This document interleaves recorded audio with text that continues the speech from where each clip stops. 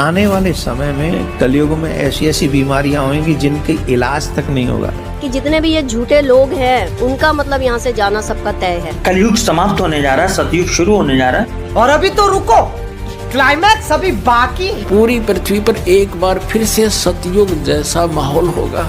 युग परिवर्तन शुरू हो गया, हो चुका है, कलयुग तो जा चुका है मेरे हिसाब से। पुणात्माओं, अब भी कोई नहीं समझ सकता तो 1 साल के बाद फिर आपको समझ में आ जाएगी। वो कैसे आएगी? अब इस कलयुग में कौन बचा पाएगा अपनी जान? आज इसी सवाल पर विस्तार से चर्चा करने के लिए हम आपके बीच कुछ आध्यात्मिक जानकारों के विचार लेकर आए हैं। इन आध्यात्मिक जानकारों में एक तरफ हैं साध्वी नूरी अतंता जी, वो कुछ अन्य आध्यात्मिक जानकार वही दूसरी तरफ हैं संत रामपाल जी महाराज। इन आध्यात्मिक जानकारों में किसका ज्ञान उत्तम है? कमेंट करके हमें अपनी राय अवश्य दें। अगर इस चैनल पर आप पहली बार आए हैं तो फटाफट से वीडियो को लाइक और चैनल को सब्सक्राइब जरूर कर दें। तो चलिए वीडियो शुरू करते हैं। कि जितने भी ये झूठे लोग हैं जो गलत कर्म कर रहे हैं, दिखावे की जिंदगी को जी रहे हैं, झूठा ज्ञान बांट रहे हैं और सोकर जी रहे हैं मतलब, और जिनको मतलब उस परमात्मा पे क्वेश्चन कर रहे हैं, उनका मतलब यहाँ से जाना सबका तय है। मतलब आपका कहना है जो सत्य लोग हैं, जो सत्य की राह पे चलते हैं, वो सही कर्म वाले लोग रहेंगे। बाकी झूठे जो हैं, जो गलत काम करते हैं, ये सब के सब कलयुग से समाप्त हो जाएंगे। बिल्कुल समाप्त हो जाएंगे। और वही लोग जो हैं इस वक्त सारे इस परिवर्तन पे काम कर रहे हैं अपने अपने तरीके से। क्यों? उन सत्य लोगों को ही परमात्मा ने चुन लिया है और उनके पास बहुत मतलब आप लोग ढूंढिए ना जाकर, वो लोग आपको इस तरह से कोई साधु बाबा के रूप में नहीं मिलेंगे, कोई साध्वी के रूप में नहीं मिलेंगे। हम लोग ऐसे नहीं रहते हैं। हम अभी क्रियाओं में हैं तो हमें क्रियाओं में ये पहनना पड़ रहा है। हमारी क्रिया खत्म होगी, हम घर जाएंगे तो हम साधारण जैसे हम अपने घर में रहते हैं हम ऐसे ही रहेंगे। तो इस तरह से आप ऐसे लोगों को ढूंढिए जो अपने ग्रस्त जीवनों में, घरों में साधारण सा जीवन जी रहे हैं। उन्हीं को परमात्मा ने चुना है जो मतलब ये सब संदेश जिनके पास है। आपने कहा, तमाम इंटरव्यू में कह रही हैं कि ये कलयुग का अंतिम जो है स्टेज चल रहा है, ये महाकुंभ जो है ये अंतिम महाकुंभ है। और जैसा कि आपने कहने के बाद महाकुंभ में तमाम घटनाएं भी हो रही हैं, क्या सत्यता आप कह रही हैं? वो यही तो मतलब एक कुंभ के बहाने, जैसे दोनों चीजें साथ चल रही है। कुंभ के बहाने लोगों को परमात्मा से जोड़ा भी जा रहा है। पूरी दुनिया देखिए कैसे, कहाँ विदेशी तक, मतलब हमारे भारतीय तो जो है ही हैं, विदेशी तक मतलब यहाँ पहुँच गए हैं ना। तो वो कौन ला रहा है उनको? वो एनर्जी, उनको वो परमात्मा की एनर्जी खींच के ला रही। लेकिन दूसरी तरफ क्या है कि वो जो झूठ तूफान भी अंदर खाते चल रहा है ना, उसका भी पर्दाफाश मतलब। अब सत्य से बोलने से डर नहीं, अब तो बिल्कुल डर नहीं। लेकिन तमाम बाबा और लोगों को डर लग रहा है। हाँ, उनको लग रहा होगा डर। उनको पता तो होता है सत्य क्या है, झूठ क्या है, लेकिन क्या होता है वही कुछ गद्दी के चक्कर में, कुछ अच्छे बनने के चक्कर में, कुछ ये होता है कि हम उनसे भी बनाए रखें, उनसे भी बनाए रखें। यही मतलब बाहर यही चल रहा है। लेकिन माता जी, उन्हीं सनातनी लोगों से लोग जो है प्रेरणा लेते हैं। और अगर वही डरेंगे, अगर वही जो है सत्य नहीं बताएंगे, तो फिर हमारा जो है सनातन जो है, फिर सनातन की जो सत्यता है वो तो खतरे में है। अभी तो यही तो हो गया ना। अब इसी को समझ लिए। अब कल्कि का दूसरा नाम भी बता देती हूँ ना। कल्कि का दूसरा नाम सत्य ही है। वो बाप जी उतर आए हैं ना। अब सत्य खुद ही जमीन पर आकर एकदम खेला कर रहा है। अब क्या करेंगे? सत्य सत्य लोग बोलते थे, सत्य बोलो जी, सत्य के साथ करता कोई नहीं था। अब तो सीधा वो उतर आए हैं ना। अब तो लोगों को अंदर से वो हाथ डाल डाल के सत्य निकालेंगे, मुंह में गले में हाथ डाल डाल के कल्कि सत्य निकाल रहे हैं। माता जी, जो सत्य का राह दिखाता है आज वही भटका हुआ है, वही जो है सत्य पर नहीं खड़ा हुआ है, वही झूठ बोल रहा है। इसीलिए कहा ना कि अगर सत्य नहीं है इस बार, तो मतलब सत्य खुद ही कल्कि के नाम से मतलब जमीन पर उतर आया है। आप मेले में थे तो आपको अब लग रहा है सत्यता है बाबाओं में, जो तमाम और बाबा है। कुछ बाबा में तो विरोध भी किया है, लेकिन तमाम ऐसे बाबा हैं जो विरोध नहीं कर रहे हैं। क्योंकि देखिए सत्य है, इसी सत्य वो जो जिनमें वो क्षमता होगी ना, उनकी सत्य को अभी कल्कि अवतार जगा देंगे। अच्छा, हाँ, वो उनको मजबूर हो जाएंगे वो सत्य के लिए आवाज उठाने के लिए। दोस्तों, अभी आपने सुने साध्वी नूरी अतंता जी के आध्यात्मिक विचार।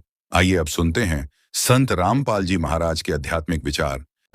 तो परमात्मा ने कहा था वो विधि मेरे पास है, आने दे वो समय जब 5500 वर्ष कलयुग के बीत जाएंगे, तब पूरी पृथ्वी पर मेरी ही ज्ञान की चर्चा होगी और मेरी शरण में सारे आओगे और मैं ही भगवान होगा और एक ही ज्ञान होगा।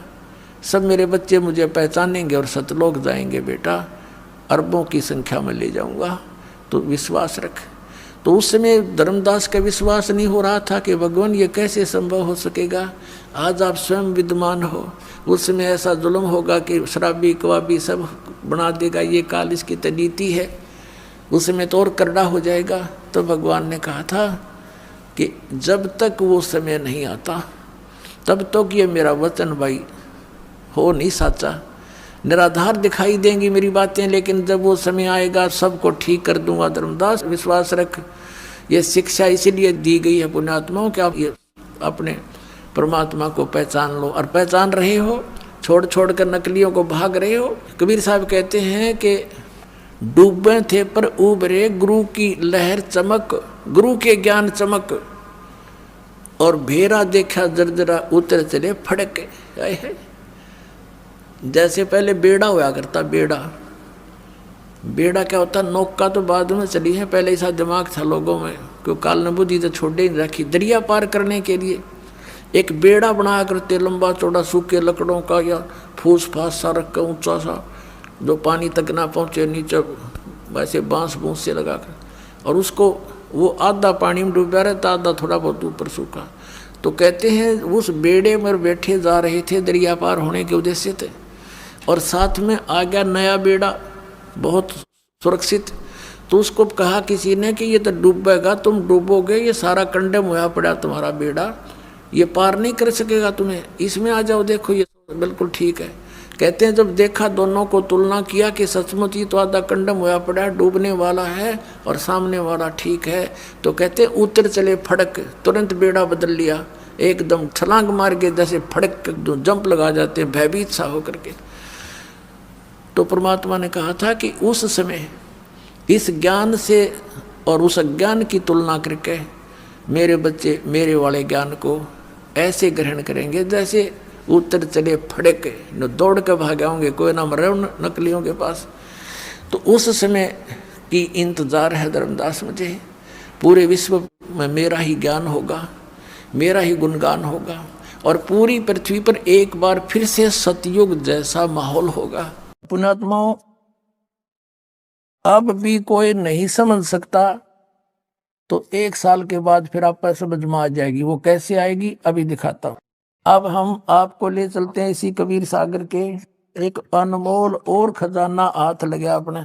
171 पृष्ठ है, समसम वेद बोध, और ये वही बोध सागर खंड है।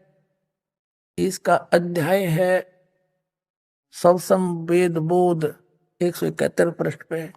यहाँ क्या 171 पृष्ठ पे, 170 से थोड़ा सा पढ़ेंगे हम यहाँ से नीचे से। सत कबीर वचन, यानी परमात्मा के वचन कबीर साहब बोल रहे हैं सारी, बस इतना ही काफी है। अब देखो, ये यहाँ आगे हम 171 पर यहाँ कहा परमात्मा ने 5 सहंस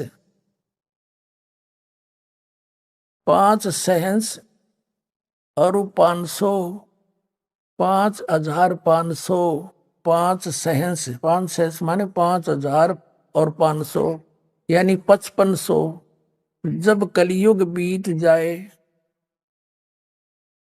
महापुरुष फरमान तब जग तारण को आए।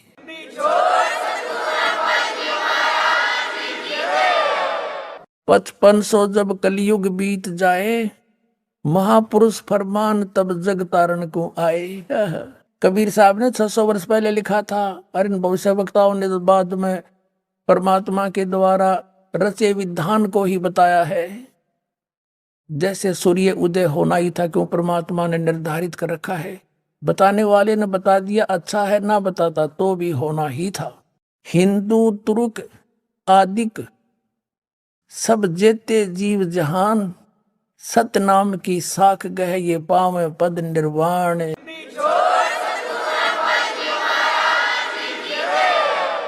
हिंदू तुर्क यानी हिंदू मुसलमान और आदिक शब्द इसलिए लिखा परमात्मा ने, काल और भी बिगाड़ेगा मेरे बच्चों को, कई मजहब बनावेगा। आदि जितने भी धर्म हैं और जेते जीव जहान, जो सतनाम की साख गहे वो पावे पद निर्वाण, वो मोक्ष पद को प्राप्त होंगे, जहां जाने के बाद फिर लौट कर नहीं आते। अब कैसे होगा वो सब पंथ मिटा के एक पंथ चलावें, वो कैसे मिटेंगे? यथा सरित गण आप ही मिले सिंधु में धाये। सरित गण माने दरिया, नदियां अपने आप दौड़कर सिंधु में जाकर मिलकर एक हो जाती हैं। ऐसे सत्सुकृत के मध्य, उस सच्चे पंथ के मध्य, तिमी माने उस प्रकार सभी पंथ समाये।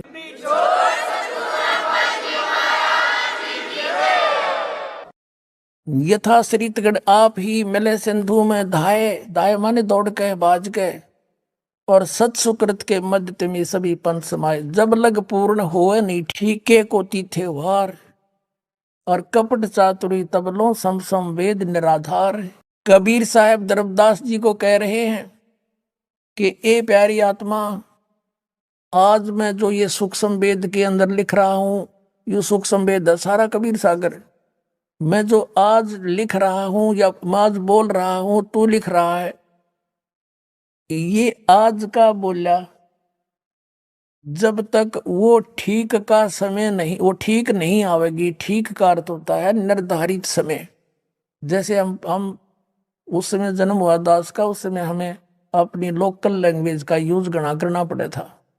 तो हमारे सभी नगर निवासी ग्रामवासी ये कहा करते, जैसे कोई व्यापारी भैंस ले जाता था और पैसे कुछ नहीं दे पाता था, कहता था फलाने दिन आ जाना, फिर कहता था भी नहीं बने 2 महीने पीछे आ जाना उस दिन।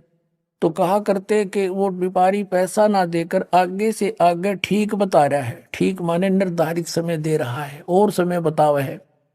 तो यहाँ परमात्मा ने कहा कि जब लग वो ठीक का तिथिवार नहीं आवेगा, वो 5505 नहीं आएंगे, तब लग तो मेरी बात या सूक्ष्म वेद में कही हुई कति निराधार लगेगी।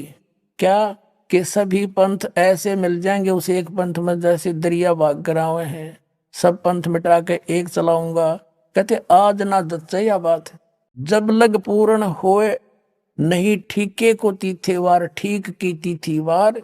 और कपट चातुरी तब लगे, ये सूक्ष्म वेद निर्धार कि तब तक तो सभी पुण्यात्मा जितने भी आत्माएं हैं कपट चातुरी के कारण इन औरों को भगवान मानती हुई ना तो कबीर जी को भगवान माने और ना उनके याद जच्चा कि यू काम भी होगा, सब एक होंगे पूरी पृथ्वी पर। देखो आगे मालिक ने क्या लिखा है कि पूरा शांति होगी पूरे विश्व में, पूरी धरती पे। देखो हम यही पढ़ रहे हैं सूक्ष्म वेद 171 पृष्ठ पर कबीर सागर से। अब हम यहाँ आ गए हैं कि जब लग पूर्ण होए नहीं ठीके को तिथिवार, इस ठीक की तिथिवार वो दिन नहीं आवेगा। और कपट चातुरी तब लो और सब संवेद निराधार। तब तक तो सारे प्राणी कपट और चतुरता से काम लेंगे, कर्म बिगाड़ेंगे अपने। और मेरा ये लिखा हुआ सब संवेद सब निराधार नजर आवेगा। और फिर देखना जब ठीक का दिन आवंत, यो ठीक है ठीक नहीं, अंत नहीं आवंत। सब ही नारी नर शुद्ध, सब ही नर नारी शुद्ध हो जाएंगे, बुराई छोड़ देंगे, कपट चातुरी छोड़ देंगे। सब ही नर नारी शुद्ध तब जब ठीक ठीक का दिन आवंत। यो ठीक का दिन है, गलती मेरे मिसप्रिंट हो रहा है। और कपट चातुरी छोड़ के शरण कबीर गहंत।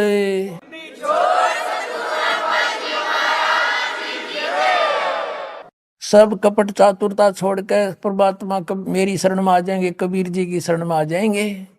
और एक अनेक हब गए, अनेक मजहब धर्म बन गए, मेरे बच्चों के अलग अलग बट गए। और पुनः अनेक हो एक, हंस चले सतलोक को सब सत नाम की टेक।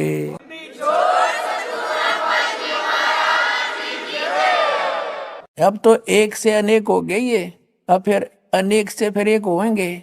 और सतनाम लेके सबके सब सतलोक में जाएंगे।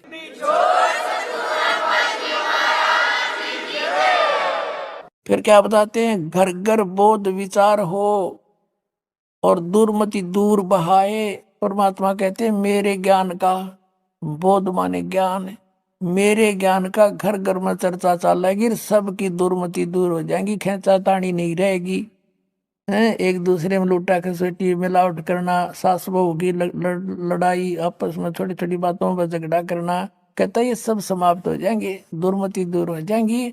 और कलयुग में एक होकर सब बरते सहज सुभाए। फिर कहा कि कहा उग्र का सूदर हो, हर सभी की भव भीड़, चाहे डाकू चोर लुटेरे हो, चाहे छोटे बड़ी जात हो। और कहते हैं सो समान समदृष्टि हो, सब एक समान दृष्टि हो जाएंगे। वो संत जो होगा वो एक समान दृष्टि का होगा, वो समर्थ सत कबीर।